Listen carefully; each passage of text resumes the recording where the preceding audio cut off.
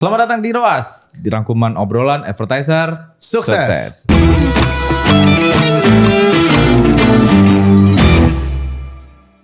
Sama dengan Profesor Aldio, muda cuma sekali pakai kacamata dia sekarang ya guys ya. Oh, ini buat blue light bro, ini kan blue light. Blue light. Biar tidur lebih lancar. Tidur lebih lancar. Iya. Oke. Oke, hari ini menarik nih yang kita bahas karena yang perang Iran yang miskin kita bre. Yang perang Iran yang miskin kita. Iya bre. Oke. Udah mulai berasa nih kayaknya nih ke ekonomi ya. Nah, seperti biasa gue akan buka data dulu. Yes. Ya, kita tidak mau bicara tanpa data. Oke. Ya kan? Gue lagi liatin datanya tadi di TV tuh. Nah, data yang pertama nih yang pasti gue lihat ya, bukan yang ini ya, gue liatin dulu. Ini. Yang pertama karena kan kita judulnya ini perang, Bray. Kalau perang, apalagi di Timur Tengah, itu oil ngaruh ke distribusinya di Selat Hormuz kan. Sorry, kebuka nih. Di Selat Hormuz. Nah ini kita bisa lihat harga oil tuh naik gila-gilaan dari awal 2026 tiba-tiba jeder naik ke atas kan nih. Ya. Sekarang kan lagi koreksi aja dikit gitu ya. Betul. Nah oil kalau naik tuh artinya apa sih? Semua pengiriman kan pasti pakai oil ya. Ya. Udara pakai aftur. Ya. Terus kalau misalnya shipment gue nggak tahu pakai apa. Yang jelas kan bahan bakar juga dong. Ya.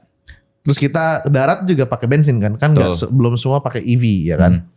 Nah itu pasti inflasi. Nah inflasi itu ngaruhnya ke ongkos produksi dong. Betul. That's why mungkin kita yang masih disubsidi kan nih bensinnya nggak naik kan, itu nggak terlalu berasa. Ya. Tapi orang-orang yang import dan lain-lain itu pastinya berasa Betul. ya kan. Itu yang pertama. Dan akhirnya bener yang gue lihat ya. Ini Indonesia Manufacturing PMI. Jadi simpelnya teman-teman, PMI itu nunjukin seperti yang di episode sebelumnya, PMI itu nunjukin kepedean orang-orang yang punya pabrik. Ya. Apakah ekonomi ke depan akan oke atau enggak? Oke. Nah, kalau misalnya mereka pede gitu ya. Ini lu bisa baca di sini ya, ini bahasa Inggris. Gua ngasih analogi yang paling sederhana aja. Kalau mereka pede, kemungkinan besar mereka akan ekspansi perusahaan. Jadi, gua kasih tahu ya, ekonomi itu berputarnya pertama tuh dari kebijakan pemerintah dulu. Baru masuk ke perbankan nih, Perbankan itu kan yang duit tuh berputarnya di perbankan. Ya. Nah, untuk sampai ke masyarakat itu nggak bisa langsung tiba-tiba dikasih kredit ke masyarakat buat pinjam, nggak bisa. Karena kan masyarakat belum tentu semuanya layak meminjam. Ya kan kredit apa sih namanya? Kredit skornya bagus. Ya. Makanya dia kasih ke pabrik dulu. Nah, pabrik itu akan ekspansi atau nambahin produksi, hire job lebih banyak, barulah makin banyak masyarakat yang punya uang. Ya. Makin banyak masyarakat yang belanja, ekonomi berputar. Tuh. Nah kalau misalnya PMI-nya ini turun, lo bisa lihat nih di Februari lo lihat nih. Ini kan sampai hampir ke 54 ya. Di bawah, di Maret itu cuman 50 lebih dikit banget gitu. Oke. Ya kan? Nggak nyampe 51, 50,05 nih kalau nggak salah. 50 mana ya? 50,05. 50,01 bro. Ya kan? Turun 3,7 poin. Nah jangan dikira ini 3,7 poin biasa aja. Ini 3,7 poin tuh berasa bro. Ingat waktu seret-seretnya kita. Waktu 2025 April, Mei, Juni. Itu tuh PMI di 47 bro. 47 ke 50 gitu loh. Ya. Yang kemarin sempat naik ke 54 terus turun nih. Ini berasa. Selanjutnya yang gue lihat lagi adalah dari itu kan tadi dari sisi pabrik, gue lihat dari sisi konsumennya dan turun juga di Consumer Confidence Index. Itu simpelnya kayak kita nih konsumen retail Pembeli lah ya. Pembeli, lu pede nggak sama ekonomi ke depannya?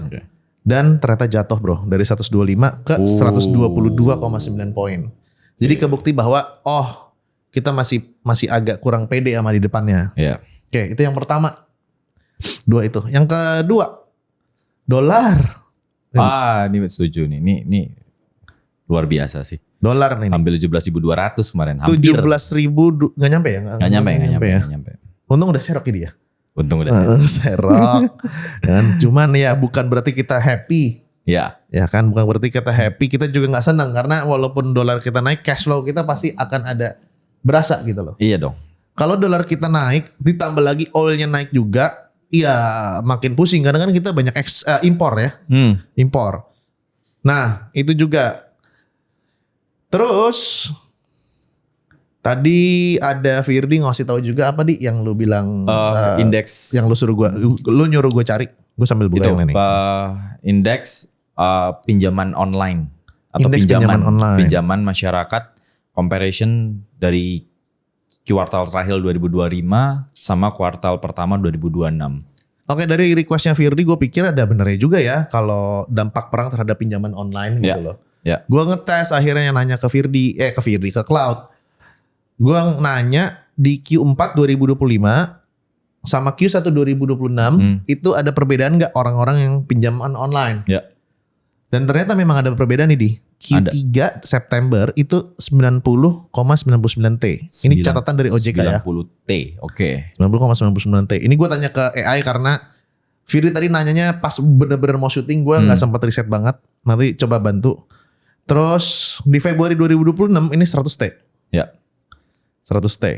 Oke. Berarti dari 90 T ke 100 T naik 10 triliun. Ya.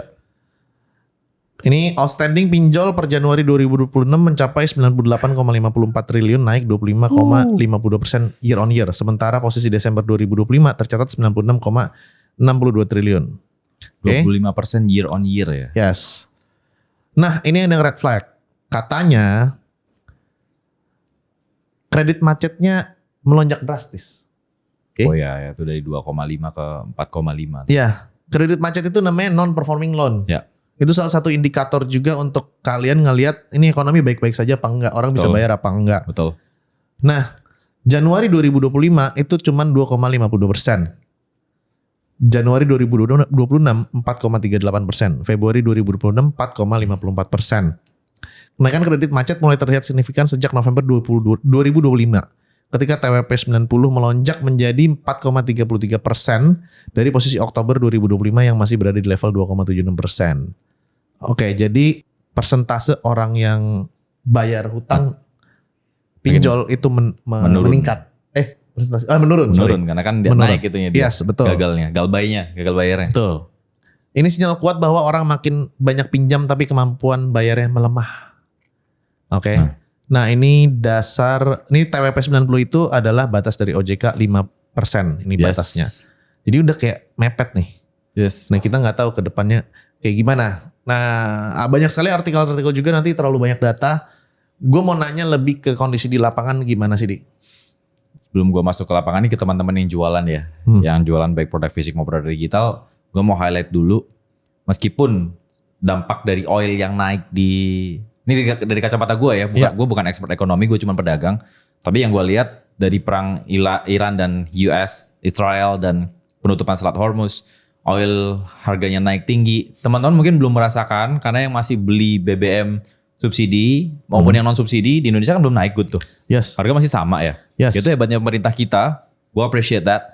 Cuman kalau lihat data yang dikasih sama Ogut tadi, ternyata di kalangan menengah bahkan menengah ke bawah yang berkutat dengan pinjol dan segala macam sama gagal bayar tadi ya Gut ya.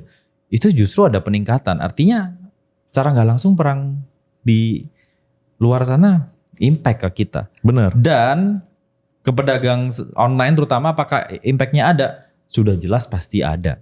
Gimana tuh Di? Mungkin cara tidak langsung ya. Mungkin cara tidak langsung ke pedagangnya. Tapi dia akan mulai dari behavior si pembelinya. Betul. End usernya, retailnya. Yang beli tadi kan, let's say kita pakai analogi, yang beli tadi misalkan dia pakai pay letter. Saldo pay letternya limitnya udah habis. Ya udah dia nggak bisa beli lagi produk lu dong. Benar. Ya kan? Benar. Pay letternya udah habis. Bengkak dari 90 triliun utangnya naik jadi berapa tadi? Data OJK jadi 100. 25% bro. Itu triliun loh, bukan ratusan ribu loh. Kalau buying power yang di bawah ini udah habis, pinjolnya udah nggak ada limitnya lagi, gimana mau beli produk lo? Mungkin dalam waktu dekat belum kerasa, tapi kalau ini berkelanjutan terus, ya bisa jadi teman-teman ini akan merasakan dampaknya. Mungkin turunnya pelan-pelan, ya, nggak akan langsung bug gitu. Nggak akan langsung. Kita udah mulai kerasa juga sih sekarang sebenarnya. Udah mulai berasa. Kalau ini yang gue mau kasih tahu nih, kalau seandainya ekonomi lagi nggak baik-baik aja nih dia, baik karena kebijakan atau karena perang atau apapun itu, yang pertama kesikat tuh adalah hiburan. Bener. Ya, hiburan dan langganan tuh. Ya. Lu pasti udah mulai nih kayak subscription dimatiin dan lain-lain. Yes. Udah nggak nonton ke bioskop lagi. Iya. Mungkin yang tadinya ke mall sekarang jadinya ke pasar malam. Benar. Tadinya makan pizza akhirnya sekarang jadi makan Indomie Agam jadinya. Nah, Ya kan? iya behavior udah muncul Udah lah. beda, udah Makanya kelihatan. udah muncul behavior yang kalau yang gua ngomel, wih mahal banget terus bisa buat recording screen. Gua Iya, nggak sebut benar. merek ya. Iya benar. Gua ngomel kan lu kan. Benar. Tiba-tiba naik 2 kali lipat. Biasanya kita nggak masalah fan aja. Kok tiba-tiba di charge-nya segini gitu loh. Benar. Tuh, behavior udah mulai muncul. Kedua, kursus dan self improvement. Ya. Ini kan aneh bro, karena ya. ya orang bertahan dulu baru mau belajar. Benar. Ya kan? Benar. Nah, biasanya yang kena harga-harga nanggung sampai ke atas. Ya. Itu yang kena. Ketiga, fashion dan gadget, Ya. right? Keempat, F&B premium. Kelima, terakhir baru kebutuhan pokok. Betul. Nah, gua pikir sih sekarang orang udah mulai arahnya ke fashion and gadget. Ya, fashion and gadget karena kalau untuk F&B premium sih orang masih belum berasa sih. Karena kita masih nahan harga BBM. Kalau tiba-tiba harga BBM di-lossin, berasa itu. Ya. Fashion sih yes, karena kan kemarin kita sempat dapat dengar berita ya meskipun kita cross check langsung ternyata enggak ya. Yang salah satu retail store ternama di Indo yang katanya mau tutup yang lu bilang kemarin, Iya. yang kita ke mall. Itu udah ada beberapa yang mau tutup. Kita sebut aja H&M. Tuh isunya Beberapa kan toko di beberapa toko ada yang mau ditutup gitu. Tolong cross check ya bener apa Tolong enggak cross-check ya. bener apa Soalnya enggak. kalau memang bener gue mau borong dulu. Gue suka bajunya beberapa. Apalagi yang kaos-kaosnya yang 99 Kemarin belum ribu. diskon sih tapi ya. Iya 99 ribu. Kayak gitu. Nah terus gue juga mau ngasih tahu tentang ada yang gak ke impact sebenarnya. Apa tuh? Dari hal seperti ini. Oke. Apa Yang tuh? pertama adalah buyer-buyer yang kelas bawah banget sama kelas atas banget. Yang Setuju. tengah ini berasa nih di. Setuju. Jadi buyer tuh ada 2 guys di Indonesia yang Ya. benar-benar Ya. lu harus sikat. Gitu Ya. loh. Antara main yang atas banget atau bawah banget. Ya. Yang bawah banget itu mau nggak mau dia harus belanja, dia dapetin maybe subsidi, akhirnya dia bisa belanja punya duitnya. Yes. Yang atas banget, ya mau ekonomi kayak gimana, mau inflasi kayak gimana, dia beli bensin nggak berasa. Ya. Ya kan? Jadi kalau yang main kayak misalnya jualannya harganya 99 ribu, 22 ribu, 15 ribu dan lain-lain itu masih laku tuh. Masih. Ya kan?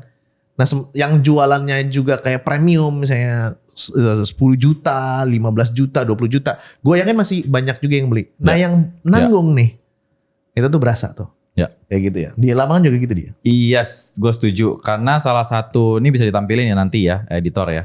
Salah satu anak kakak di marketer yang kemarin datang ke gathering kita. Di Mart itu daerah perang kan. Waktu kita bukber kemarin. Ya. Si Rudy. Ya. Si Rudy itu dia sekarang omsetnya udah nyampe di 700 jutaan.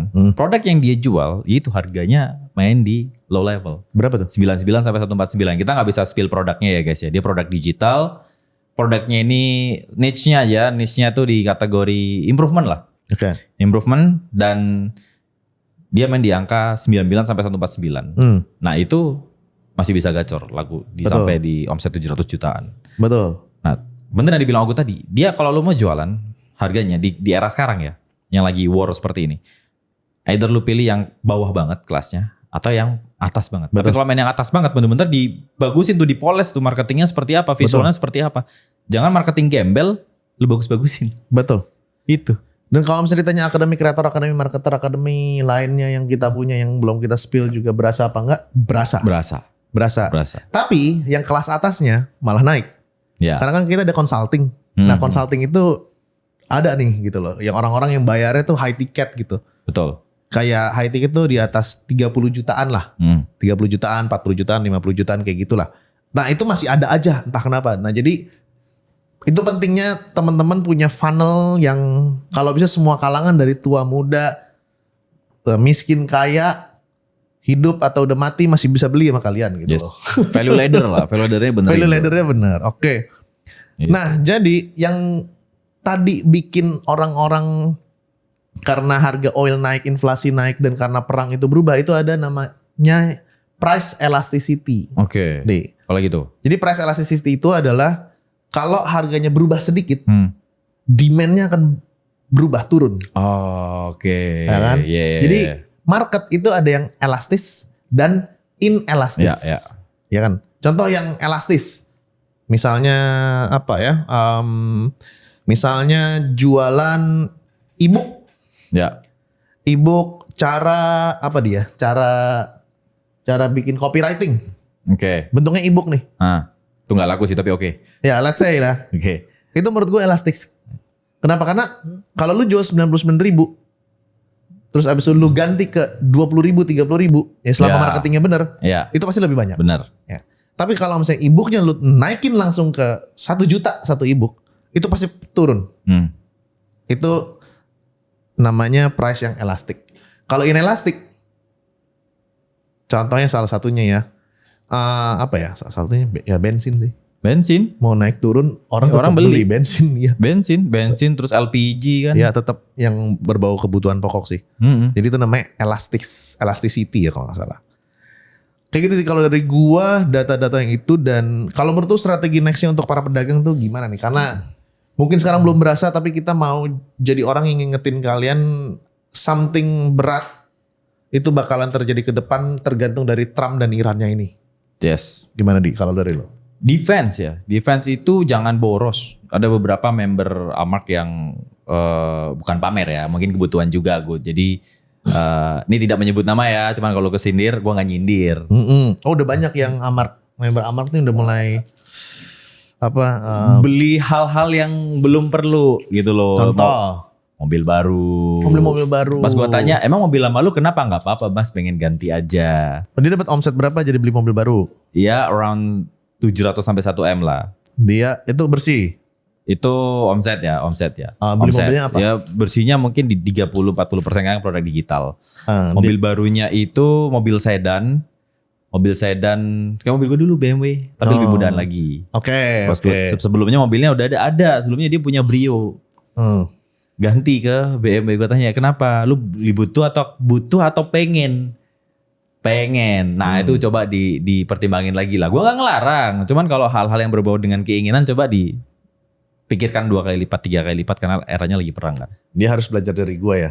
Manusia Iya. yang tidak punya kepinginan. Dia pakai Brio Mas Yan tuh. Tiap hari masih pakai Brio. Tiap hari masih pakai Brio. Scoopy malah dipakai gue beliin Scoopy-nya kan. Scoopy dipakai dibeliin gitu. Terus defense bukan hanya mobil sih. Kemarin ada lagi yang tiba-tiba beli MacBook. laptop lamanya kenapa? Masih bisa kok mas. Tapi ya oke lah beli MacBook, nyenengin hati. Cuman kalau bisa teman-teman khususnya nih gue kasih pesan ke member Amark, coba survive dulu. Nanti kalau ekonomi sudah membaik, membaiknya kapan sih? Ya kan nggak mungkin dunia seperti ini aja terus. Nah itu Nggak tahu nanti juga ya. lu mau apa foya-foya terserah lu dah gitu loh. Sekarang lihat deh, ini nggak tahu bener nggak Gut? Orang kita mau prediksi tanya kayak AI pun ya, harga dari Bitcoin sama gold aja sekarang uncertain kan? Iya dia bilang masih volatil banget gitu. Iya, Tergantung dari Trump. Kalau 1-2 tahun yang lalu setahu gua nih ketika ada chaos di dunia harga emas naik. Sekarang ketika mau peace malah harga emasnya naik. Bener. Iya bener. Ya kan? Ketika mau berbincang damai kemarin harga emasnya malah naik. Gitu loh. Nah itu coba teman-teman yang jualan juga di dunia yang masih nggak jelasin ekonominya bertahan dulu. Tapi bukan berarti tidak ada celah. Rudy dia bisa dapetin omset 700 juta di era perang Januari sampai April sekarang ya. Tanpa jual senjata. Tanpa jual senjata. Tanpa jual rudal sama drone gitu loh ya. Buat potongan bagus tuh. Terus ada lagi Adrianda, ada lagi Rido yang masih jalan produk digital. Ada lagi teman gue sendiri namanya Arif, dia udah nyobain produk digital masih cuan di situ. Pricing sama nyari marketnya juga harus tahu. Jangan kalau main produk digital terutama jangan jual produk digital yang kalau informasinya itu dicari di AI udah bisa, jangan lu jual lagi. Ya.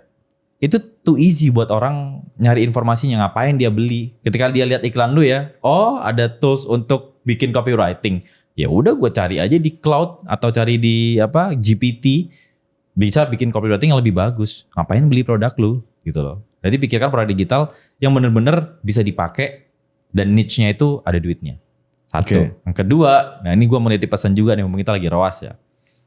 Jangan ngebajak produk digital orang lain seenaknya. Ya, jadi gue tahu kalau mau ngambil produk digital dari ad library, dari mana lagi? Dari iklan yang lewat lu beli habis itu lu ganti logonya, lu jual lagi itu gampang. Cuman satu etikanya nggak begitu. Kalau emang mau nge-ATM-in produk orang, bener-bener di ATM-in guys. Bener-bener lu tambahin fitur yang banyak. Jangan cuma diganti logo, di branding terus lu jual lagi. Tambahin fitur yang banyak. Lu rubah versinya tadinya cuma ebook, lu ganti jadi tools AI mungkin. Terus baru lu jual lagi. Iya. Kalau misalkan lu ngejiplak, nah ini buat teman-teman yang ngerasa kejiplak ya. Produknya mungkin lagi nonton video ini, wah produk gue dijiplak mas sama orang lain. Caranya gini. Yang jual tuh rata-rata pakai platform apa sih? Skalef sama Link ID. Kontak ke CS-nya Skalef sama CS-nya Link ID, minta diblokir. Kalau mereka diblokir, kalau di Skalef nih ya, itu nanti saldonya kadang nggak bisa dicairin gue.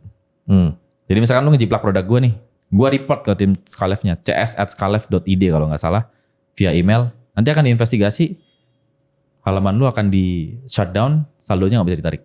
Kalau bisa kita minta uangnya buat kita. Bisa jadi, bisa jadi. Dan buat anak akademi marketer, kalian bisa ngasih tahu ke kita karena kita kenal sama owner Skalef. Yes, kita tahu Mas Army, kita tahu dari CS Skalefnya, kita bisa bantu. infoin. Akre juga. Gitu. Kayak gitu. Oke. Dan kalau ATM tuh kan amati tiru modifikasi ya. Kalau yang kayak tadi itu amati tiru monyet gitu tuh. Monyet. Ya kan? Bangke gitu loh. Ya. Bangke. Terus yang gue mau tanya lagi. Lu kan bilang defense. Iya.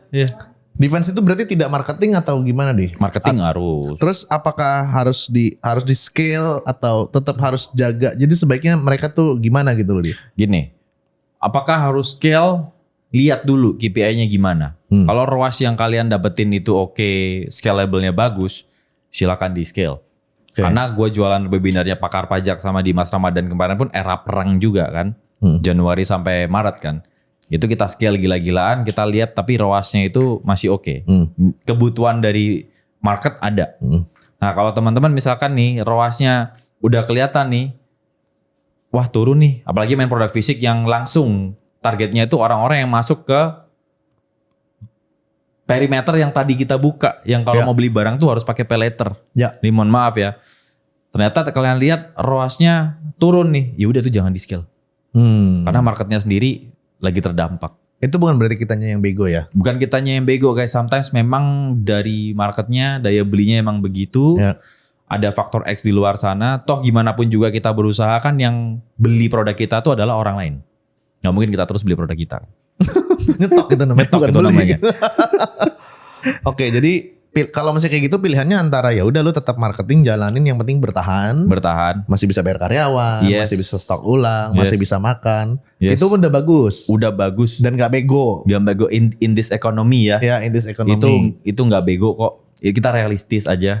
Lu bisa bayar gaji karyawan lu bisa jaga stok produk itu supaya nggak dead stock, itu udah bagus. Nah, sama yang kedua, kalau emang mau yang misalnya bisnisnya nggak terlalu banyak komitmen ya. Kalau kita kan banyak komitmen nih, kita kan akademi marketer, akademi kreator, itu harus ya kan kita nggak bisa tiba-tiba besok gue stop gitu, nggak bisa kan? Karena kan harus deliver after sales service dan lain-lain kan. Itu kalau misalnya bisa loncat-loncat, pivot, ya udah cari market yang memang tidak terdampak, tidak elastis yang tadi kan. Yang gak elastis, betul. Kasih contoh misalnya apa? Kayak Rudy. Dia jualan produk digital tanpa personal branding, gak ngonten, gak kayak kita harus bikin YouTube segala macem. Ketika gak laku apa? Ya dia tinggal switch, tinggal ganti produknya, produk digital lain lagi. That's it. Oke. Tadinya jual produk ebook copywriting, lagi gak rame nih. Copywriting, ya udah gue ganti deh ebook apa? Cara menanggulangi ejakulasi dini kayak misalkan gitu. Nanti kalau nggak laku gimana, ganti lagi ebook tentang memuaskan pasangan di ranjang dan lain-lain, kan banyak tuh. Nah, gue punya pertanyaan yang lumayan bikin lu mikir. Apa tuh? Rudy itu kan tidak personal branding dan tidak menunjukin muka, bisa ngasilin cuan 700 juta ya omset ya. Biasanya mungkin di 30%-an lah. 30%-an dalam 3 months harusnya 3 bulan ya. Kenapa lu personal branding? Kenapa lu bikin Amar yang akhirnya bareng gua? Kenapa gak kayak Rudy aja hit and run? Satu, sustainability. Sustainability itu apa, bos? Sustainability itu nggak bisa bahasa Inggris. Sustainability itu kenapa jadi berubah loh kan? Beli sate pakai lontong deh gitu. Lu bisa bahasa Madura gak? Logatnya tok tayo. Kan lo orang Surabaya biasanya. Surabaya nggak tahu Madura. Iya. Mertua gue orang Surang Madura. Oh, mertua lu Madura ya? Almarhum. Jadi sustainability itu lebih apa ya? Long last. Long last itu apa ya? Bertahan lama. Langgeng. Jangka panjang. Jadi jangka panjang dan kalau personal branding itu kan brandnya melekat sama gue. Ya kan? Dan gue selama masih eksis, ya gue masih bisa nge-reach audience baru. Dan gue masih bisa dapat pembeli baru dong. Ya. Pastinya. Tapi kalau yang mohon maaf yang tidak personal branding ini tadi, suatu saat produknya dia akan mati, ya udah dia tidak akan bisa buat bangkit lagi. Bisa tapi susah banget. Dia bisa untuk bangkit lagi tapi susah banget. Dan satu lagi ini yang paling penting, tidak bisa ditiru.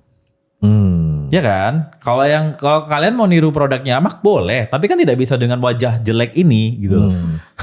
Enggak lah, udah laku lah. Laku ya. Masih banyak yang ganteng di sana jomblo, bro. Oke, ini ya ganteng-ganteng jomblo ya di belakang. Kasian kalian, kurang skill speak iblis. Oke. Ya, jadi ibaratnya tidak bisa diduplikasi. Kalau di Amark kan mukanya Firdi Ads, let's say. Kalau di produknya teman-teman yang faceless kayak Rudy, Adrianda dan Rido kan nggak tahu the man behind-nya itu siapa. Mereka nggak tampil. Even sampai sekarang pun kita sangat menutupi produk mereka itu apa. Nggak ada yang tahu kan? Nggak ada. Kalau misalkan iklannya muncul nih, mereka bertiga tanpa tahu nih ada ini produknya Rudy, produknya Rido, produknya Adrianda. Ada orang yang jahil, oke deh gue ikutin aja mainnya. Gue iklanin lagi deh biar cuan. Karena gue lihat di ad library iklannya banyak gitu kan. Ya udah tinggal duplikat aja. Oh, kalau di ad library banyak kemungkinan di scale gitu ya. Iya, kan lagi banyak nih. Karena kan mereka kalau nge-scale pasti banyak, udah puluhan bahkan ratusan iklan. Ya. Kalau muka gue nih yang lewat nih, akad marketer nih. Lu mau ngiklanin muka gue, gue berterima kasih banyak, followers gue tambah naik dong. Bener gak? Susah. Jadi kalau mau duplikat ya. Kecuali kalau tanda kutip ada oknum nakal yang ngejual-jualin, nge-hijack terus jual di Shopee segala macam, ya mereka nggak akan bisa kaya lah. Karena nggak berkah. Gitu. Isi kelas. Jadi sustainability sama nggak susah dibajak gitu aja sih. Susah dibajak ya. Susah dibajak. Oke lah. Ya guys, gue berharap sama Firdi, semoga di era yang tidak pasti ini, tidak jelas ini, kita masih bisa bertahan. Yes. At least makan. Dan buat orang-orang yang kayak gue nih, kalian yang kayak gue, yang ngerasa kalau sales lagi agak turun, performa lagi agak turun, ngerasa guanya yang goblok dan akhirnya menyalahkan diri sendiri. Enggak. Sometimes enggak bro. Yes. Gue juga baru-baru nyadar setelah umur 30 tahunan guys. Kadang memang makroekonomi memang mempengaruhi kita punya sales kok. Mau kita kayak gimana pun juga tetap ngaruh ya dia. Yes. Mau lu boost ads juga yang ujung-ujungnya ROAS lu bakalan turun juga. Jadi ya sometimes memang ada kuasa di luar diri kita yang mengatur segalanya. Yang penting kita tetap berusaha, tetap semangat. Karena siapa tahu kesusahan kalian tinggal satu campaign lagi.